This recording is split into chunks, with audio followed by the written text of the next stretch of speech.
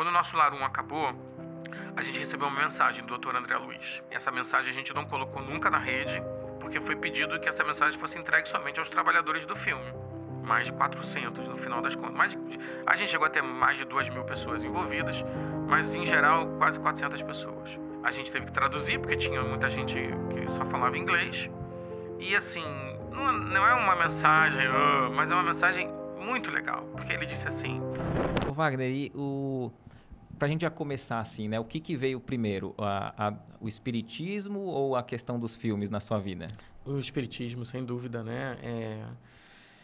Eu nem sei quando ele veio, mas porque o espiritismo faz parte da minha vida desde criança, né? Desde, provavelmente, antes de nascer.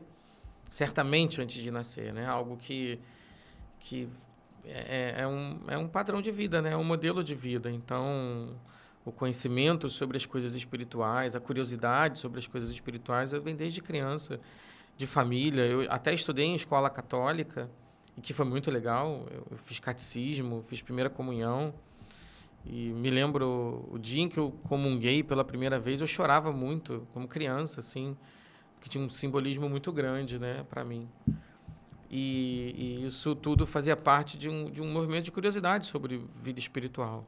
Então, o espiritismo, acho que tem que sempre vir antes, inclusive, viu, Éder, de qualquer outra coisa, né? Ele não pode ser adjetivo, ele tem que ser prerrogativo. E né? os seus pais não eram espíritas? Não, minha mãe, minha tia fundou um centro espírita no Rio de Janeiro, no qual eu convivo e frequento até hoje, que é o Grupo Fraterno Francisco de Assis, é um centro franciscano, né, que fica no bairro do Encantado, no Rio de Janeiro. E minha mãe, irmã dela, sempre me levou lá para tomar passes, né, e assistir às palestras, e, enfim. Meu pai tinha uma conexão com a religiosidade de uma maneira mais formal, menos ritualizada. E aí ele veio a frequentar o centro espírita assim, nos últimos 10, 15 anos da vida dele. Que eu acho que aí ele, depois de aposentar, ele foi, vou ver o que esse meu filho faz. E ele foi participar das reuniões, dos estudos e descobrir o que provavelmente ele já sabia, mas ninguém tinha dito, né? Então, assim, a minha família, meus ascendentes, assim, tem uma conexão com o espiritismo importante e bacana. Que legal. Que bom, né?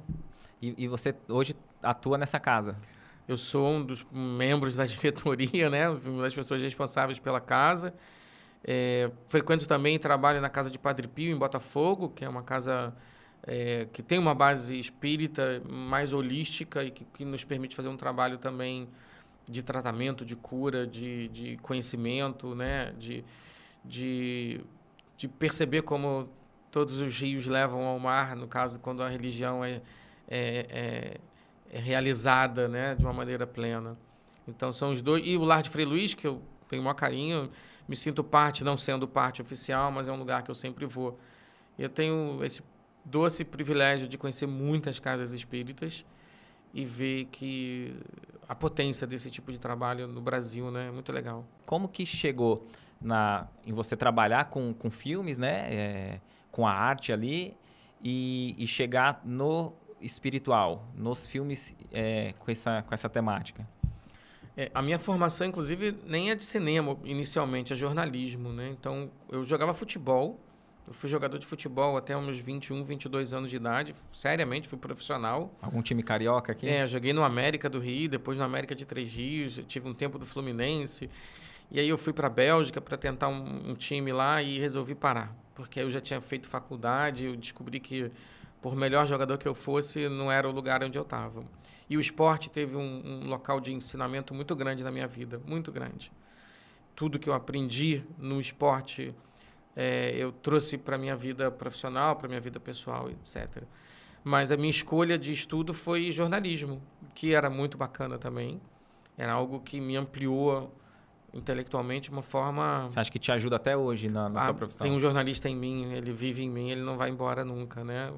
O olhar do jornalista, o olhar da tentativa da imparcialidade, o olhar da contextualização, o olhar do estudo aprofundado, isso tudo, eu acho que é o jornalista que me ajuda nessas horas, né? O olhar de pesquisador, de buscar fontes, etc., enfim. E aí, assim que eu me formei em jornalismo pela Faculdade da Cidade, no Rio de Janeiro, Lá se vão 32 anos. Logo depois apareceu uma oportunidade de trabalho no departamento de comunicação da TV Globo, ali no início dos anos 90. E foi ali que eu olhei e pensei, nossa, essas histórias que eu quero contar, que não são somente histórias do dia a dia, são histórias fictícias. São histórias que me interessam como ser humano. E aí eu comecei a perceber que profissionalmente eu poderia direcionar a minha carreira recém-começada para o lado da ficção. Então, a Globo, nesse sentido, foi uma grande escola, uma tremenda escola. Interessante que você falou sobre contar a história, né? O jornalista, ele conta o fato, muitas vezes, que aconteceu ou até investigativo. E você, no cinema, também está contando uma história, né? Contando história. O jornalista, ele vai contar o fato, né? Ele vai tentar se isentar ao máximo para contar... Nunca pensei por esse para relatar esse fato. E o cinema, em audiovisual, você tem a liberdade de ir para a ficção. E eu conhecia aqueles livros da doutrina espírita, né? Os livros do André Luiz, os livros do Emmanuel. Eram livros que eu era fascinado. Alguns livros do Humberto de Campos, que contam histórias incríveis. A Dona Ivone Pereira. E aí eu acho que eu posso querer tentar contar essas histórias no cinema. Elas não existiam. Os filmes que falavam sobre espiritualidade em geral eram muito pontuais. E aí eu acho que aí foi quando eu fui descobrindo... quando você olha para trás, você vê que os pontos estão todos conectados, né? No momento que você está percorrendo, você não tem essa visão, né? Não tem essa visão. E aí eu fui desbravando os lugares e pensei, bom, eu preciso estudar isso, né? Preciso aprender. E aí foi uma época em que o cinema brasileiro estava muito ruim. Foi logo depois do governo Collor que a Embrafilme acabou e o governo sai da regulação, da fomento, etc. E aí você não conseguia estruturar uma nova política cultural. E aí logo depois nasce uma nova política cultural no governo do Fernando Henrique Cardoso, com a Lei Rouanet, logo depois a Lei Audiovisual.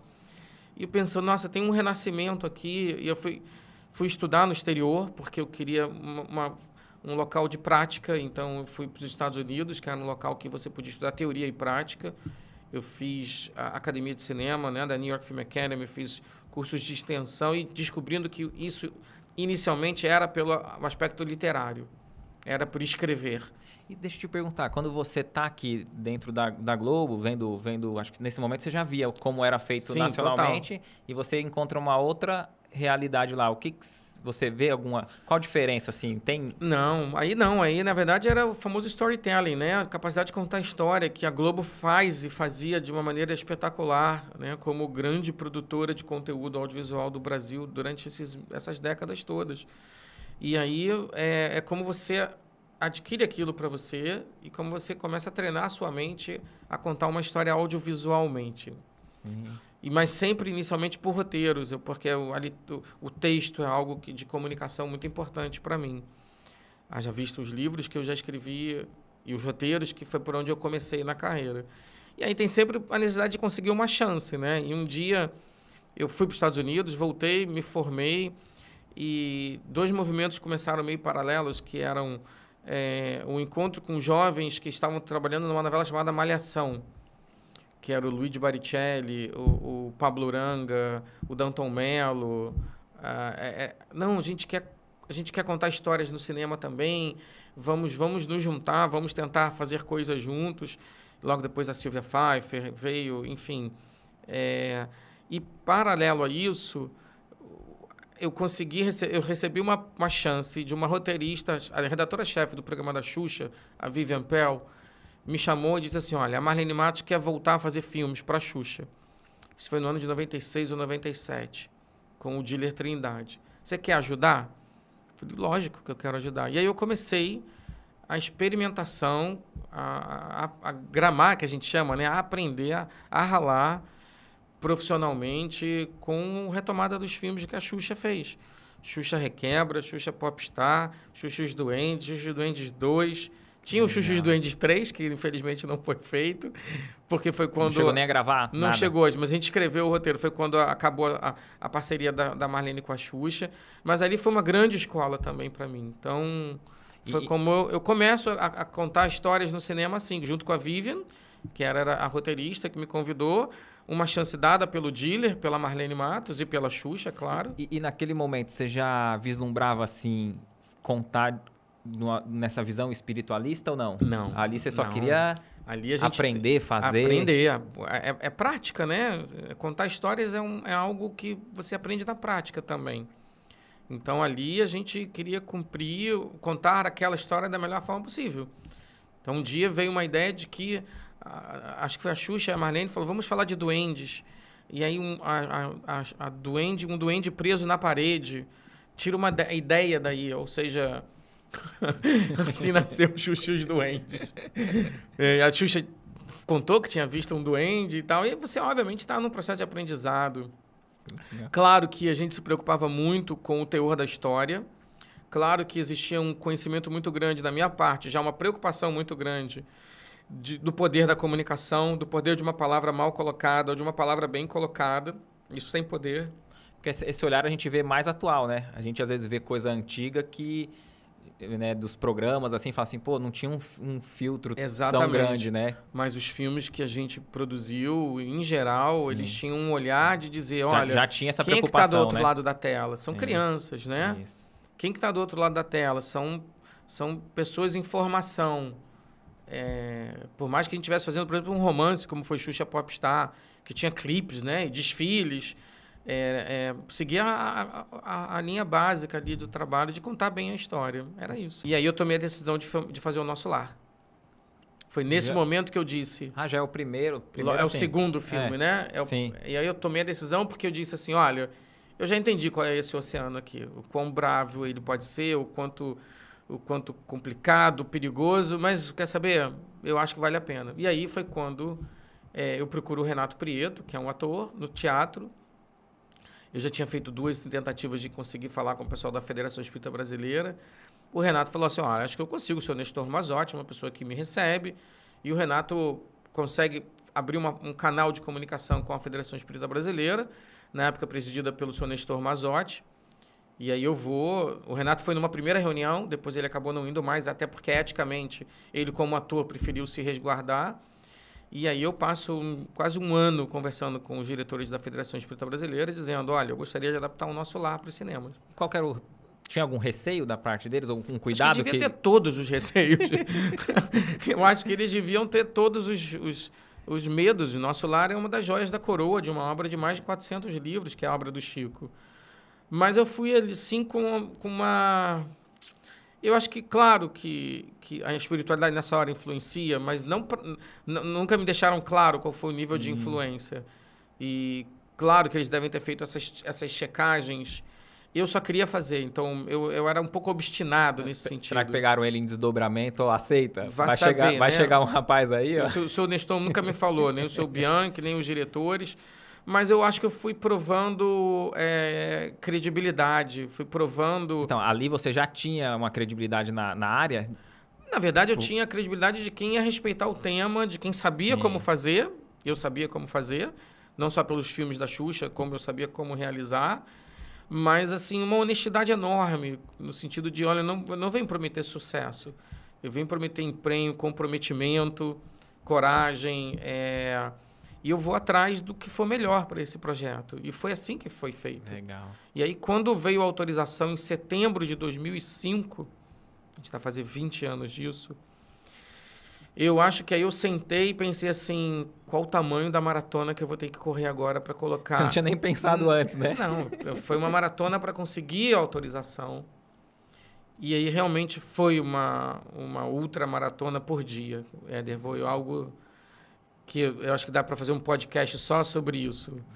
O fato de que eu fui me preparar profissionalmente, estudar mais cinema, estudar realização, participar de gravações, conversar com produtores que eu precisava que viessem me ajudar. Você chegou a conversar com alguém de fora também? Conversei, eu fui para o exterior, eu achava que eu podia fazer esse filme em inglês, O Nosso Lar. Eu fiz reuniões com DreamWorks, para você ter uma ideia. Eu falo bem inglês, então eu tinha facilidade. E a diretora da DreamWorks, a diretora de desenvolvimento, quis comprar o projeto da gente. E eu falei, não, para eu trazer o projeto só vender, você médium de avião, né? Eu peguei um projeto no Rio e eu neguei fazer o filme, entregar o filme para a DreamWorks. Era a época em que eles estavam produzindo coisas que estavam ligadas à área da espiritualidade. Mas e aí, em algum momento eu entendi que era aqui no Brasil, era no Rio, e eu consegui... o convite era, você quer vir remar comigo? Eu não vou parar de remar. Sim. Tinha gente que vinha, remava 2, 3 meses e ia embora. E teve gente que veio e ficou, como a Yafa Brits, a produtora, como o Luiz Augusto de Queiroz, que desde o início apostou e disse, vamos junto, foi presidente do Lar de Frei Luís, um dos fundadores da Casa de Padre Pio.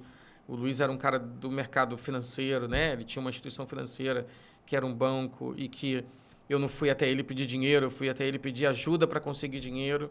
Sim. E o dinheiro veio, cara, sabe? Assim, é impressionante como, em algum momento, toda essa sintonia se mobiliza e aí você sabe que você não está sozinho. Sim. Você sabe que você tem gente ali, estamos correndo risco, a filmagem vai parar, você liga para uma pessoa...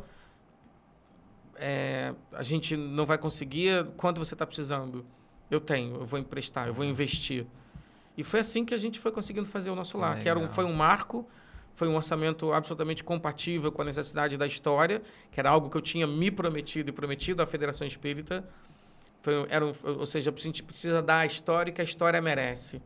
Aí a gente foi fazer pós-produção no Canadá, aí a gente conseguiu o Philip Glass, que é um dos maiores compositores do mundo, para fazer a trilha sonora. Um diretor de fotografia de Hollywood. Então, virou um grande momento, um grande divisor de águas na minha história, na minha vida. E eu sou muito, muito grato, vou ser grato eternamente para as pessoas que me ajudaram. E elas sabem quem são. Algumas não gostam que eu diga nem o nome, mas todas elas sabem quem são. E a gente está junto até hoje, por exemplo. Né? Não, e que bom que o filme ficou com você, que ficou no Brasil, né, para a produção, porque eu acho que não tinha outra saída. A gente ponderou, né, da possibilidade de fazer em inglês, mas... Você conseguiria imaginar, desculpa te cortar, assim, você conseguiria imaginar como seria se não... Que bom que ficou aqui, mas o que Hollywood, o que a DreamWorks lá fora teria que fazer? Eles não contariam do jeito que você contou. São decisões pessoais, né? E eu não consigo imaginar. Eu acho que o André Luiz ia lutar sabre de luz no umbral, né? Ia sequestrar o Eróbus, né? Enfim, seria... Não consigo imaginar, porque eu tinha algo muito focado ali, né? Eu estudei muito o livro. Eu fiz entrevistas na casa de um amigo aqui no Rio de Janeiro, César Cunha. Eu fiz entrevistas com leitores. Mais de 100 pessoas foram a conversas sobre o livro. Então, eu sabia... Em que sentido, assim? O que não pode ficar fora ou... Não, o que você acha do livro? Eu fazia um exercício que era muito bacana. Eu digo assim, você lê o livro Nosso Lar? Li o livro, conheço tudo do livro, sou especialista no livro e tal. Então, fica de frente para a muralha. Frente para a muralha, fica... imagina, né? Estou de frente da muralha, agora vira de costa. Vira de costa, O que você está vendo? Aí a pessoa... Isso no filme era algo fundamental. Porque é a relação da cidade com a terra. Sabe? Ou seja... Quem lê o livro não pensa. Aí. Não. Abre a porta da muralha. Abre. O que você está vendo? Não sei. Porque são detalhes audiovisuais que a literatura não precisa. Você está vendo as flores, você está vendo os bosques, o Rio Azul. Mas como é que corre a água do Rio Azul? Qual é a textura da água do Rio Azul? Não tem. Difícil demais, hein? Tipo, chove em Nosso Lar? Essa foi uma pergunta que a Lia Rainha, diretora de arte, me fez num dia, assim. A produção era um eterno estudo espírita. Tem pôr do sol no umbral? Chove em Nosso Lar porque a ideia era que se as casas têm respingo. Até... Estou fazendo essas perguntas, as pessoas dizem assim, chove ou não chove? Tem pôr do sol ou não tem pôr do sol? Então, até hoje que a gente está produzindo o 3º filme da série, a gente se depara com perguntas absolutamente efêmeras e que fazem um sentido enorme para a construção audiovisual. Eu estava até conversando com o Thiago Brito, agora assim, falando, o próprio Kardec, quando ele lançava a Revista Espírita, tem um momento que ele fala lá, eu falei, eu vou procurar para ler certinho, que ele fala que tem que ter a parte meio que de entretenimento ali, que ele trazia casos, que ele sabe que é o que o público mais agrada, mas aí também tinha, ele mesclava com estudo mais aprofundado, científico, então ele entendia que a revista tinha que ser comercializada ali para a mensagem estar junto. Acho que o filme faz isso ali também, né? De, vamos supor, você tem ali um aspecto que você vai passar a mensagem e elas já estão embutidas em si, né? Absolutamente. No sentido que, assim, esse filme, ele tem que ser comercializado, ele tem que ser vendido. Você tem que... Eu penso que você também tem que analisar o que o público está querendo consumir, mas sem... O que o público quer é sempre um mistério, respeitável público, né? E a gente nunca vai agradar o público inteiramente. E isso é um pressuposto de onde a gente parte para dizer o que a gente vai tentar contar é bem a história. Entendi. Entendeu? A história está clara, todos os dramas estão presentes. Não gostei, achei fraco. Tudo certo, as pessoas têm direito a fazer isso, nós fazemos isso também. Mas a gente tem a missão e a obrigação de contar bem. Então, os processos de adaptação sempre levam em conta como contar melhor aquele determinada história, como escolher aquilo, as licenças dramáticas que você tem que ter, a gente tem que inventar coisas. O Isidoro, no Mensageiros, a história começa com ele tomando conta de sua família. Ele era um espírito recém-desencarnado, pai da família, o provedor, que ele desencarna, e ele continua tomando conta da família no centro espírita. Eu falei, nossa, como é que esse cara chegou nesse lugar? Isso talvez seja muito mais interessante do que contar o resultado desse lugar. E aí daí nasce todo o preâmbulo da história da adaptação do Isidoro e da Isabel, que foram no filme interpretados pelo Mohamed Rafui e pela Juliana Trevisol. Então, esse olhar também tem que ser... ver nas entrelinhas, né? O que pode ser interessante aqui? Os dramas estão ali, mas... ou a comédia, enfim. O que podia ser interessante no Kardec? A vida de um professor, de um homem dedicado ao conhecimento, um estudioso. Eu falei, nossa, a dedicação. A primeira imagem que eu tinha visto do filme do Kardec era ele nessa escrivaninha todo sujo, de tinta, de tanto escrever, escrivaninha bagunçada, né? Porque a gente fica com aquela ideia... Eu queria ver o Kardec pregando um prego numa mesa, descabelado, rindo com a Gabi, sabe? Então, pede licença para entrar nesse lugar, para trazer o público para entrar junto. E eu acho que a gente tem feito essas escolhas. Agora, a gente foi contar a história das Irmãs Fox, que é um filme que a gente está em pós-produção. As Irmãs Fox no Brasil tinha um verbete escrito pelo Arthur Conan Doyle e só. Recentemente, a Federação publicou uma biografia escrita pela Lia Fox, que é a irmã mais velha, e eu trouxe para o Brasil um outro livro chamado Conversando com os Mortos, da Bárbara Weisberg. E, nossa, é uma vida, cara. São 50 anos, 60 anos de 3 irmãs. Quanta coisa tem nesse lugar. Quantos momentos de alegria, de tristeza, etc. E aí, quando você vai retratar isso para o cinema, isso tem que estar presente, tem que estar vivo. E você tem que pesquisar o que as pessoas falaram sobre aquele caso, mesmo estando nos Estados Unidos, né? Elas são acusadas de fraude. Aí você começa a perceber, ler, a acusação de fraude teve um desmentido 3 dias depois, pelo próprio jornal. Por que a menina deu uma entrevista, a Meg dá entrevista, dizendo que nós protagonizamos uma fraude por 40 anos. E aí você acredita que alguém possa enganar o público por 40 anos? Talvez possa. Mas no caso delas, é óbvio que ela estava movida por outros motivos. E não era espiritual, eram motivos de brigas, de dissensões com as irmãs, né? de um amor frustrado que ela teve. E aí, contar isso no cinema ganha vida, né? Esse é um dos filmes que a gente quer lançar em breve. Tem previsão? Esse ano, esse ano ele fica pronto. E aí a gente vê qual é a melhor. E aí não depende mais de mim. Aí eu pensando no aspecto do mercado, tem uma distribuidora, no caso é a Disney, que já viu o filme, já gostou, já falou, viu o filme inacabado ainda, né? E aí o que a gente vai fazer com esse projeto? Como é que a gente vai apresentar esse projeto para o público?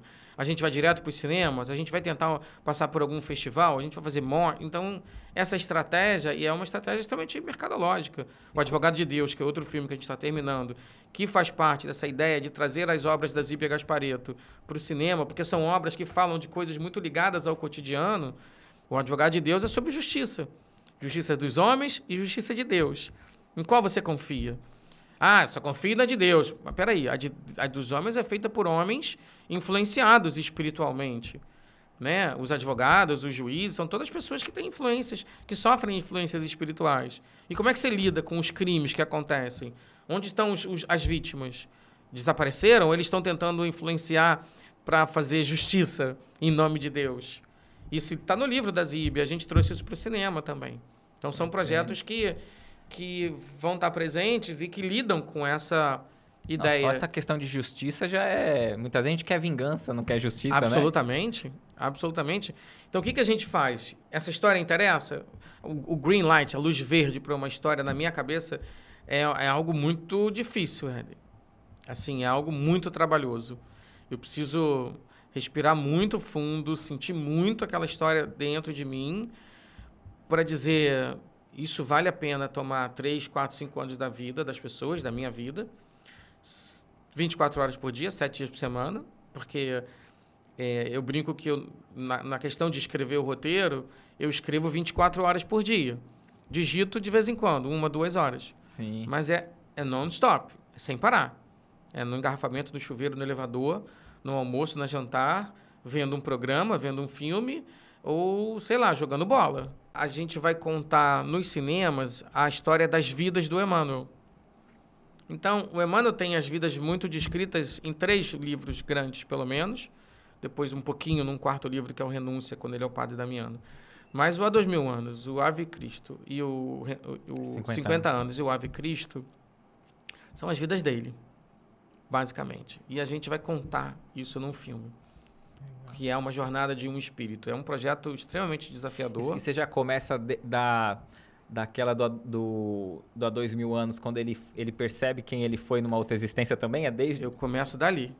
Que legal. De Sura, que foi cônsul e tentou derrubar a República. Que legal, meu. Então a gente começa desse cara que tentou derrubar a República a esse cara que ajuda a construir o reino de Deus 2000 anos depois, mais de 2000 anos depois. E desse encontro com Jesus e dessa jornada de amor absurdo por uma mulher. Aquela cena vai ter, que ele encontra Jesus ali, né? Tem que ter, né? Lindo. E desse amor incondicional por uma alma gêmea que o faz elevar, mas ele passa por todos os aprendizados, que vem ao Brasil, como Manuel da Nóbrega, como padre. E isso é em filme ou em série? Filme. Daria uma série. É. Mas aí, de repente, a gente guarda a série para um outro movimento. Talvez contar mais dos livros numa série. Né? Então, mas a gente vai filmar as histórias do Emmanuel. Então, isso é uma história quase original, que você tem representatividade, informação em tantos e tantos lugares. Eu estava lendo, por exemplo, a biografia do Padre Remídio, que ele foi extremamente importante para o catolicismo. Extremamente. Ele converte reis ao catolicismo. E foi uma das vidas do Emmanuel. Enfim, o cardeal João de São Paulo, que vive no Vaticano, na época de Francisco de Assis. E, obviamente, depois ele, como parte da falange que integra a codificação espírita, tem uma mensagem do Emmanuel no Evangelho segundo o Espiritismo, né? Item 11, capítulo 11. O egoísmo? O egoísmo. O egoísmo é a vaidade, né? E aí, assim, que trabalho, né? Aí vão me perguntar, Wagner, então o Emmanuel está reencarnado, ele vai ver o filme. Quem disse que ele está reencarnado oficialmente? Né? Wagner, isso aí me pega muito, porque assim, desculpa eu ter cortado teu raciocínio. Vai dar um corte, né? Não, é que às vezes a gente fala assim, vamos supor, fala assim, desde a antiguidade tá para vir o Messias. A humanidade para, não faz nada, vai vir o Messias. O Messias veio, mataram, ixi, era ele o Messias, matamos. Mas ele falou que ia enviar um consolador, que ele ia voltar, então vamos esperar de novo essa volta. Aí vem o Chico Xavier, a gente arranca o couro dele, ele trabalha, Chico, lança livro, carta, tudo, aí desencarna. Aí a gente nem leu todas as obras dele, nem estudou tudo e fala, que saudade do Chico, né? Que a gente quer que ele continue trabalhando. Fala, não, mas espera aí, não vamos fazer nada. Tá para vir o Emmanuel. Então vamos esperar ele se apresentar. Eu acho assim... Que dia que nós vamos... A gente tem que sempre contextualizar quando o médium fala. E o Chico deu uma informação de que ele teria visto o Emmanuel reencarnar. Que vida é essa? E se foi uma vida curta? E se foi uma vida dedicada à Lívia, por exemplo? E se foi uma vida que fazia parte de um processo dele? Né? Ele vai reencarnar para trabalhar na área da educação. O Emmanuel vai ser professor? O Emmanuel pode ser o Papa. Né? Ele pode ser presidente, como ele já foi. Foi cônsul. Então, é preciso contextualizar e não sair afirmando coisas. é preciso respeitar e entender que, de repente, o Emmanuel mostrou para o Chico, vai que, uma informação que poderia acontecer 20, 30 anos depois. Ou o Emmanuel mostrou para o Chico algo que o Chico, e disse para o Chico, diz isso aí, que vão te deixar em paz. Verdade. O Chico era extremamente obediente. Então, essa coisa de ficar procurando o Emmanuel, o filme que a gente vai fazer não vai lidar com isso. O filme vai entender quem foi esse cara. Até 2002, pelo menos. Perfeito. E ele e o Chico, eles têm um projeto por Jerusalém, né? Ótimo, é verdade. Tem alguns relatos do Chico ter falado sobre isso. Então, eles ainda vão voltar a reencarnar? O movimento espírita não pode perder algo que o Kardec trazia isso como condição sine qua non. Né? Eu prefiro rejeitar uma verdade e aceitar 9 mentiras. E hoje a gente acredita em qualquer coisa sem colocar sob a lupa da verdade. Não estou dizendo que o Emmanuel não esteja reencarnado. Particularmente, eu diria que se ele estiver reencarnado, ele vive desdobrado. Mas isso é outra história. E aí eu não quero entrar em outros detalhes aqui. Agora... Por quê, hein? Ia ser tão bom. Mas eu acho que é legal homenageá-lo, é legal conhecer a sua história, é legal entender que existe um apóstolo do Cristo trabalhando por Jesus e por uma implantação de um reino divino. E esse reino divino tem a ver com o conhecimento espírita, o Códex Espírita, né, como consolador, e deixar as questões menores e curiosidades menores para lá, por favor. Wagner, já que a gente entrou na questão do Emmanuel, eu vi você comentando uma frase dele que me chamou a atenção, o teu olhar sobre essa frase, né? Que a gente cita muito assim, a maior caridade que a gente pode fazer para o Espiritismo é a sua divulgação. E me surpreendeu o seu olhar positivamente, né, Lógico? Absolutamente, porque é o seguinte, as pessoas começam a falar assim, a gente tem que divulgar o Espiritismo. A gente divulga o Espiritismo e publica todos os filmes piratas na internet. Aí essa pessoa, em nome da divulgação do Espiritismo, derruba todo um processo de construção de filmes. Como assim eu derrubo? Claro, ela está colocando algo que não vai computar para interesse pelo tema. Vou te dar um exemplo, depois a gente volta nessa frase. A série do filme do Chico Xavier. A gente fez um longa-metragem chamado Chico para Sempre, que é um documentário sobre o Chico. Está lá na Disney Plus. E a gente tinha tanto material bacana que a gente ofereceu para a Disney uma série de 6 episódios documentais. Isso é o jornalista, né, falando, né? De 6 episódios. É mais do mesmo, mas é muito mais. Porque uma coisa é você fazer um filme em 2 horas e 15, e outra coisa é você ter 6 horas e meia de material para exibir. Então, a série está lá na Disney Plus, chega Chico Xavier, a série, e o longa-metragem documental também está lá, Chico para Sempre. E conversando com os executivos da Disney, eles dizem assim, interessante, né? Porque o filme performa, mas a série não está performando muito. Eu falei, nossa, não é possível, todo mundo fala para mim da série. Todo mundo tem visto. Faz uma busca aí nos sites piratas, e aí a gente encontra em pelo menos 3 canais espíritas a série integral. Aí eu pego o primeiro episódio, o episódio tem 400 mil views, acessos.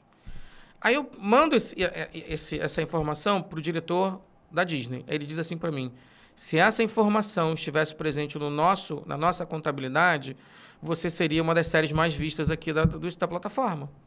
E você teria a possibilidade. E a gente diria, olha, os investimentos nesse tipo de conteúdo valem a pena. E não só você, mas outras pessoas estariam produzindo coisas com esse tema, porque a gente está vendo que vale a pena. Você entende o ciclo de erro que produz alguém em nome da divulgação do Espiritismo? Então eu fui lá descobrir onde é que o Emmanuel falou isso. Porque o Emmanuel falou isso. E ele falou uma frase, em outras palavras, que a melhor divulgação que a gente pode fazer pela doutrina espírita é a sua vivência. É vivê-la. Depois eu vou te dar a fonte para você botar e citar. Então, não adianta nada você dizer eu sou espírita, vamos viver, se você não vive isso. E viver o espiritismo está em outro lugar. Não é fazer o que religiões fazem em nome de conseguir adeptos. O espiritismo não pede isso. O Kardec nunca botou isso no texto. Né? Conhece o verdadeiro espírita pela sua reforma moral, pela sua capacidade de transformação. E nós precisamos muito do espiritismo, né? Tem aquela frase, quem mais precisa do espiritismo é o espírita, porque a ferramenta divina vem ajudar o mais necessitado. E é isso, a gente é ser imperfeito, a gente reencarnou para aprender, a gente reencarnou para melhorar. E a gente vai usar os mesmos padrões. Eu erro os meus padrões o tempo todo. E fico tentando me corrigir o tempo todo. Né? Porque é isso que o Espiritismo diz pra gente. Olha, errou aqui, e errou aqui também, e aquilo ali está errado. Olha, eu não posso cometer os mesmos erros. Isso faz parte dos padrões de comportamento. Né? E eu gosto da ideia de investigar vidas passadas, por exemplo, de investigação do inconsciente. Eu faço terapia de investigação do inconsciente há muitos anos. E os espíritos só mostram para mim aquilo que eu preciso consertar. Eles não mostram para mim se eu fui isso ou aquilo, mas eles mostram só, tá vendo esse padrão aqui, ó? Esse padrão aqui teve naquela vida ali, ó. E esse padrão aqui e ali também. Então, essa terapia de investigação do inconsciente, do ponto de vista espírita e tão somente, ela é válida para a gente aprender a se conhecer, como uma terapia. Mas ela não vai fazer a diferença para você. O esforço é próprio. Perfeito. E aí, divulgar o espiritismo como você divulga um produto, tem alguma coisa que não bate bem para mim aí. A gente recebeu recentemente lá no podcast o Álvaro Moderhai, né? E eu desconhecia um livro seu que ele postou nos status lá. Eu vi o livro, me achei interessante, fala sobre materialização e... Aí eu vi o autor, Wagner de Assis, aí eu falei, não tem como eu passar pelo podcast sem querer saber mais sobre esse é o jornalista que vive em mim, né? E é uma outra área de pesquisa que eu me debruço, que é a materialização. São os fenômenos ectoplasmáticos. Eu comecei a frequentar reuniões de materialização, tanto no Frei Luiz, com o Gilberto Arruda, que era um dos médiuns lá, como na Casa de Padre Pio, com o Nelson Soares. São lugares que faziam esse tipo de trabalho. O Frei Luiz é pioneiro nisso. Né? O Paulo César Frutuoso tem uma obra exemplar que chama Face Oculta da Medicina, que relata todos os trabalhos de materialização. A gente fez um documentário chamado A Face Oculta da Medicina, que vai estar na Disney Plus também em breve, baseado nesse trabalho do Paulo. E é um tema fascinante. É fascinante, assim. E é o fenômeno do fenômeno, né? Entra uma pessoa numa cabine... E você vivenciou isso? Por 20 anos, né? Essa pessoa deita, dorme, ela exala um fluido que permite que os espíritos se materializem e realizem operações hiperfísicas no corpo da gente. Então, eu relato isso para as pessoas e as pessoas dizem, isso não é possível. Claro que é possível. Né? A gente vê com os olhos abertos, cético, não cético. E isso é... Várias vezes as pessoas saíram das reuniões de materialização e dizem assim, difícil vai ser orientar minha vida de aqui em diante. Por que não fazem mais reunião de materialização? Porque ectoplasma e a ciência da ectoplasmia é algo que precisa ser moralmente controlado, porque é muito poderoso. Né? E começa a ser feito por pessoas que não têm... E é feito em vários países, porque existem médiuns de ectoplasmia, médiuns de efeitos físicos em vários países. Muitos deles servem a governos, por exemplo, são lidados como paranormais e etc. E são pessoas capazes de produzir. O Chico produzia fenômenos físicos à beça. Né? E tem relatos do Chico, por exemplo, tendo encontro com pessoas do governo no final da década de 70. Que eles vieram investigar essa questão. O Chico foi falar com as pessoas do governo, né, no final da década de 70. E logo depois veio a abertura política. Isso é algo que a gente fica investigando, porque é incrível. E aí, por conhecer o Nelson, mais proximamente, eu falei, vou tentar escrever sobre a sua vida. Nossa, eu passei 7 anos escrevendo o livro. Eu não acabava, as pesquisas não acabavam, os relatos não acabavam. Qual relato mais te marcou? Nossa. São materializações inesquecíveis, cara. Inesquecíveis. A primeira vez que o Papa Francisco veio ao Brasil, o João 23 se materializou na cabine, o Papa. Que ele veio na comitiva do Papa, espiritualmente. Se materializou, apareceu na porta da cabine e falei, quem é esse Papa? Se tem um Papa andando aqui pelas ruas da cidade. E a gente foi aprender, eles falam, né? Materializa a garganta, falam. E teve interação com ele ou não? Ele abençoou, né? Eu acho que a bênção era para todos. Sim. E isso é difícil de dizer, mas está no livro. Então, eu me permiti dizer isso, né? Você vê coisas que você pode dizer assim, não é possível. Mas é meio Tomé, né? É ver para crer. Aí você vê. Aí você é tocado. Aí o espírito sai materializado e fala coisas para você.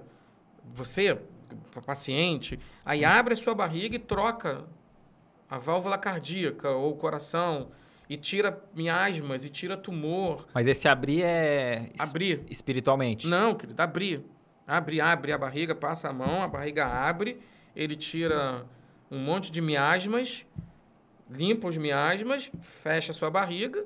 Você ainda pode fazer assim para olhar. Caraca, minha barriga está aberta, eu não estou sentindo nada. Não está sangrando. E ele está tirando coisas da barriga. Isso, no caso, eu posso dizer que foi aconteceu comigo. Você vivenciou isso? Eu vivenciei isso, entendeu? E aí, fecha a barriga.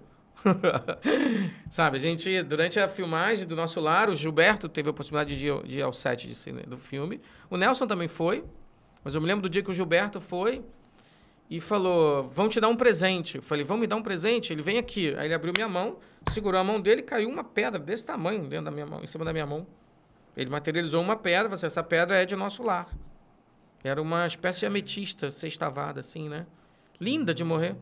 Nesse dia, o Nestor Mazotti, presidente da FEB, foi ao set. E aí o Luiz Augusto, que estava junto, que sempre coordenou essas reuniões, o médico, ele é médico, ele falou assim, vamos dar de presente pro seu Nestor a pedra, que veio de Nosso Lar. Eu falei, vamos dar de presente. E aí a pedra, depois que o seu Nestor desencarnou, eu nunca mais consegui achar a pedra. Falei, recebi um presente e fez o presente seguir adiante. Mas isso, eu guardava isso muito para mim, Éder. Sempre guardei, porque isso não era o melhor para divulgar, para falar dos filmes. Sim. Nunca foi. A gente sempre precisou e sempre vai optar por fazer com que o filme seja importante a ponto de que as pessoas queiram ver. Ah, o que acontece de incrível nos bastidores? Um monte de coisa. Mas acontecem coisas incríveis em todos os bastidores, porque a relação dos espíritos com a gente é muito maior do que a gente pode supor. Muitas vezes são eles que vos dirigem. Ah, então quer dizer que os espíritos dirigem o filme por você? Negativo. Quer dizer que os espíritos escrevem o roteiro por você? Mais do que negativo, porque senão eu não poderia errar. Senão aí é a potência do Chico, que emprestava a mediunidade inconsciente dele para o André Luiz e a obra sai perfeita. Mas o projeto de eu fazer esses filmes, de eu pedir permissão para fazer esse tipo de filme, é um projeto que envolve a minha fraqueza, a minha imperfeição. E a imperfeição de todas as pessoas que estão comigo. E o desejo de acertar, e o desejo de fazer melhor cada vez mais, de fazer um filme melhor do que o outro diante de inúmeras dificuldades. Nosso Lar 2 só existiu por um pseudo-milagre. Porque a gente atravessou uma pandemia com um filme parado. A gente perdeu arquivos. Teve um monte de problema na pós-produção, incontáveis ataques espirituais, incontáveis. Mas o filme foi para a tela. Quando você diz ataque espiritual, que você Com percebeu profissionais, assim, afastando o profissional. Afastando profissionais, criando problemas técnicos, criando inviabilidades que não eram para ser criadas. Quando fala problema técnico, eu até comento, né? Nosso episódio vai ao ar sempre de quarta-feira, né?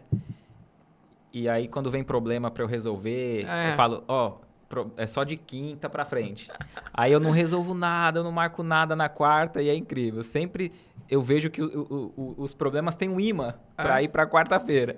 E a gente lá no estúdio já até comenta, vamos orar pra não dar nada errado, porque aí a gente consegue ver mais ou menos nesse sentido, né? Mas o mais interessante é que o apoio da espiritualidade não falta, né? E aí nessa hora a gente conta com a espiritualidade. Nessa hora a gente tem que reconhecer e dizer, pô, ajuda aí, gente. Né? Ou seja, eu fui até onde eu podia, né? O cara sumiu com os arquivos do Umbral. O cara sumiu. Eu digo que ele sequestrou o Umbral, né? O que a gente faz? Refaz tudo de novo? Ele sumiu. Caramba. E aí nunca mais apareceu e apagou os arquivos do Umbral de metade do filme. E a gente teve que refazer um monte de coisa. E nunca justificou nada? Sumiu. O cara desapareceu. Então, nunca falei sobre isso. Estou falando aqui. Ou seja...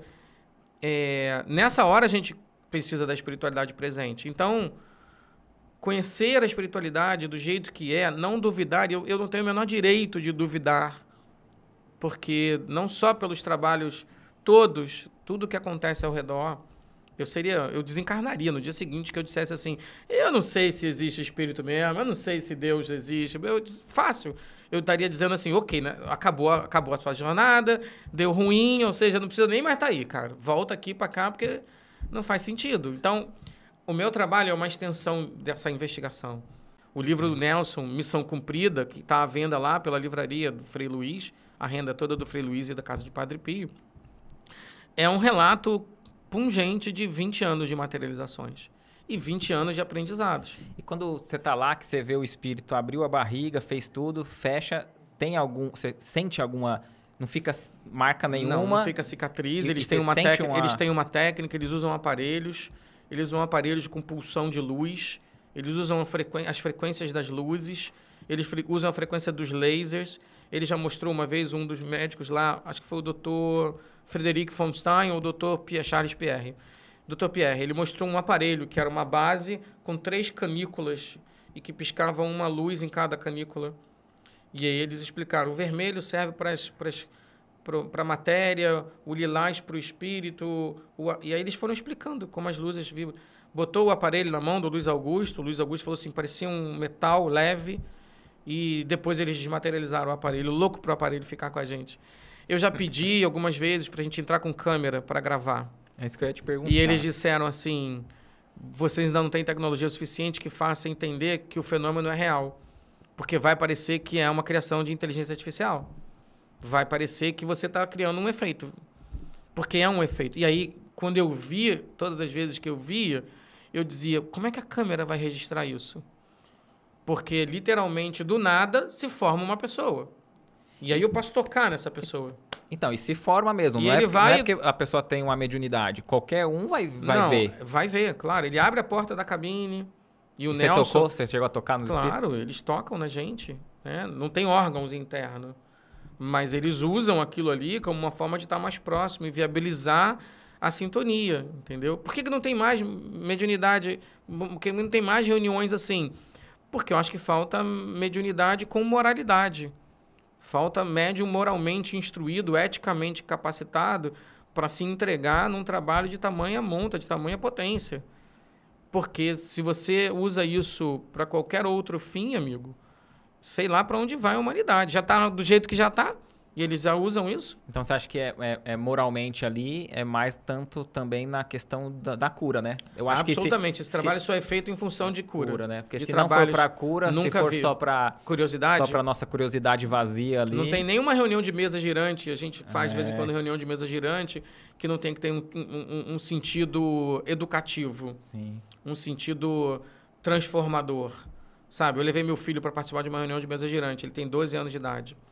E o mais velho tem 16. E os dois, quando a gente chegou, a mesa começou a fazer os movimentos dela, os médios em pé. E aí traz os adolescentes. E aí meu filho colocou as mãos à mesa, a mesa já inclinou, ficou num pé só. E aí a gente falou assim, vocês podem fazer perguntas para a mesa. Uma batida sim, 2 batidas não. E a primeira pergunta do meu filho foi assim, vocês estão orgulhosos que a gente está aqui? Olha que lindo. Eu falei, da onde saiu isso, né? E pum, deu um sim altíssimo, né? Que legal. E aí ele falou assim, a gente também está muito orgulhoso de estar aqui. Eu, da onde? Que lindo. 12 anos de idade. Então, eu acho que nos educarmos moralmente, eticamente, para o uso do conhecimento espírita, é a primeira coisa que você pode fazer em benefício da divulgação da doutrina espírita. Ponto. Voltando àquela história. Sim. Porque você não pode... Você vai ser cobrado pelo fato de que você é espírita. Você vai ser indagado pelo fato de que você... vai ser indagado na mesa de desobsessão. Né? Eu digo que a pesquisa Data Wagner da reunião de desobsessão, na qual eu participo há mais de 30 anos, os espíritos que têm raiva da gente, ou têm raiva das pessoas, eles incorporam a mesa e eles chamam a gente de quê? De hipócritas, de mentirosos, de não sermos o que a gente é. Então, as máscaras sociais, as convenções distorcem isso. Então, é preciso ser de verdade. Para fazer filme, é preciso ser de verdade. Você vai estar suscetível, sujeito a inúmeras coisas, mas tem que ser de verdade. Se não for de verdade, não vai sair. E aí, como você está fazendo o seu podcast, é de verdade? As pessoas veem a verdade e reconhecem. A verdade é incrível, porque Jesus dizia, em verdade vos digo. O que é essa verdade? Né? Jesus, no Espiritismo, é o Espírito da verdade. Nunca pensei nisso. Que incrível, hein? Espírito de la vérité. É o Espírito da verdade, não é o Espírito de verdade. Senão teria o Espírito de mentira, o Espírito de verdade. É o Espírito da verdade. A verdade como um conceito muito mais amplo Por que Deus não é amor e é a inteligência suprema? Os espíritos, porque Deus, inteligência suprema. Eu falei, peraí. Deus não é amor? Deus não é perdão? Deus não é... Caramba, isso tudo está dentro de um conceito de inteligência. Por isso que eles escolheram, e aí Jesus deve ter escolhido assim, bota lá a inteligência suprema. Podia botar só a inteligência, mas bota a inteligência suprema. Ah, eles não vão ficar satisfeitos, então bota a causa primária de todas as coisas. Para entenderem que existe um ciclo que entendeu? E aí, nesse sentido, divulgar o espiritismo é você ser a melhor forma de divulgação sem precisar alardear isso. Perfeito. Então, o que a gente faz no cinema, o que eu tento fazer no cinema é... Eu sou um espírita que se formou em jornalismo e que se formou em cineasta. É preciso que tenha um espírita que faça música. É preciso que seja um espírita que faça stand-up comedy. Não é fazer stand-up comedy espírita só. Não é fazer... claro que é uma semântica, é uma brincadeira de palavras. Mas o espiritismo vem antes, porque ele é base de vida. Você não estaria fazendo um podcast espírita se você não fosse espírita. Então, é um espírita fazendo um podcast que tem um nome de espírita para as pessoas que são espíritas reconhecerem. Ou quem não é espírita dizer, vamos ouvir o que essas pessoas aqui têm para dizer. Vamos ver se eles são doidos. Vê se o Wagner fala de Jesus. Vê se ele fala de... Aliás, isso é outra coisa doida, cara. Teve algumas pessoas que me escrevem e falam assim, o filme não fala a palavra Jesus uma vez.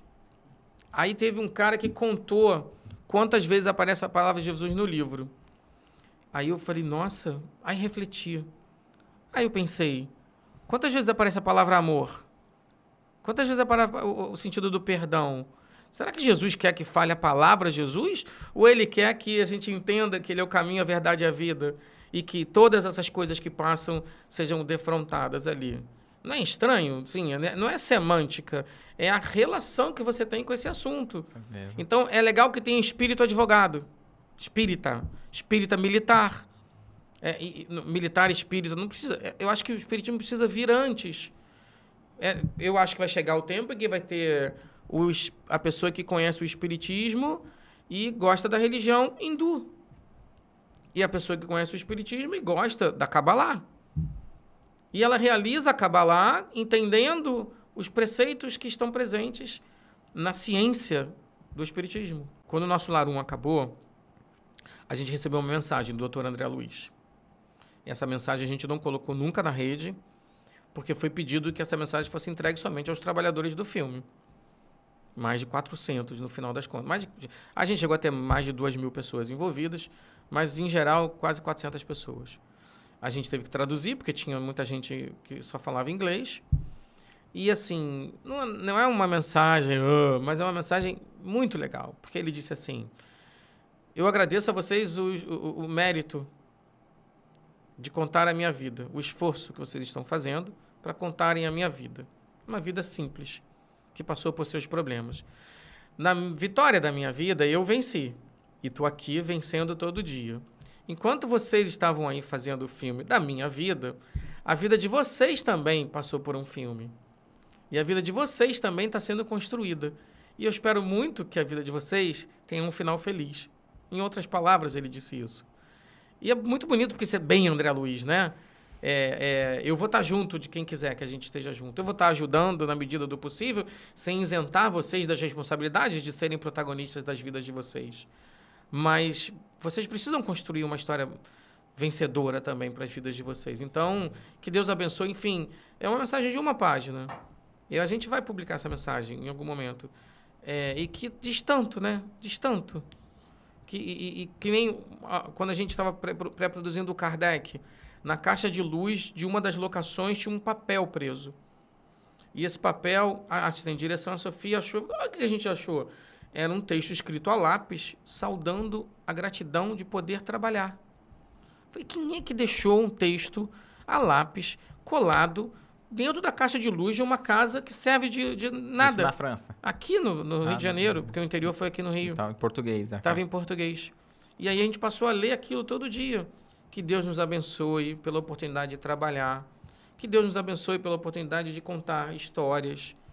E aquilo virou meio um mantra da gente. Eu leio sempre essa carta, né? A gratidão do trabalho. Então, eu tenho muita gratidão pela oportunidade de estar contando essas histórias. Como foi adaptar livros tão profundos, com tantos detalhes, em obras de apenas 2 horas? Absolutamente trabalhoso, absolutamente...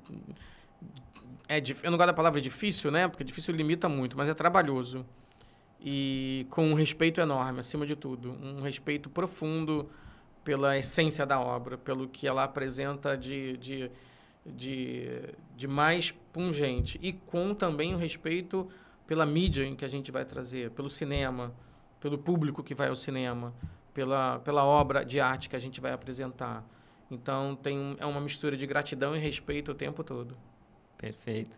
Uma outra pergunta, né? Qual é a chance de nós termos uma série da sequência do Nosso Lar? Grande, mas eu não posso dizer. A gente está trabalhando numa série fantástica, que eu quero que vocês mandem muita vibração positiva. E assim que a gente puder anunciar, é muito bacana. Eu estou muito feliz de estar podendo contar mais essa história desse jeito. Wagner, você é médium? Kardec responde isso por nós, né? Todos somos médiums, né? Em certo maior ou menor grau, e eu tenho um tipo de mediunidade, sim, uma mediunidade que eu consigo fazer com que ela ela prevaleça no centro espírita, né? E isso, embora a gente não tenha esse controle total, você é médium 24 horas por dia, sabemos disso, esse tipo de mediunidade, que é uma mediunidade de psicografia, é uma mediunidade que eu consigo fazer e distinguir bem para que ela funcione só no centro espírita. Então, já são muitos anos trabalhando assim. Eu tenho a incumbência e o projeto de fazer com que tudo isso que tem sido escrito ao longo desses últimos 20 e tantos anos venha a público em breve, de uma maneira mais coerente. E eu tenho certeza que isso também é um novo passo de trabalho que eu tenho que dar. Não posso fugir da psicografia. Mas quando as pessoas entenderem o nível de divisão, de responsabilização e de humanidade que existe no trabalho de cinema, eu acho que aí claramente é possível colocar o trabalho psicográfico de uma maneira honesta e coerente. E são textos assim, ou você já consegue ver algum trabalho mais... São livros. Mensagens, livros. São muitos anos fazendo isso. E eu gosto muito. Enfim, é um trabalho que me completa muito. Do qual eu não falo tanto, justamente porque as pessoas misturam tudo. Então, o dia que elas pararem de misturar e tiverem um olhar crítico e ético para isso, ou olhar honesto, talvez, melhor palavra é essa, né? Logo, logo. Perfeito. Muito bom saber, viu?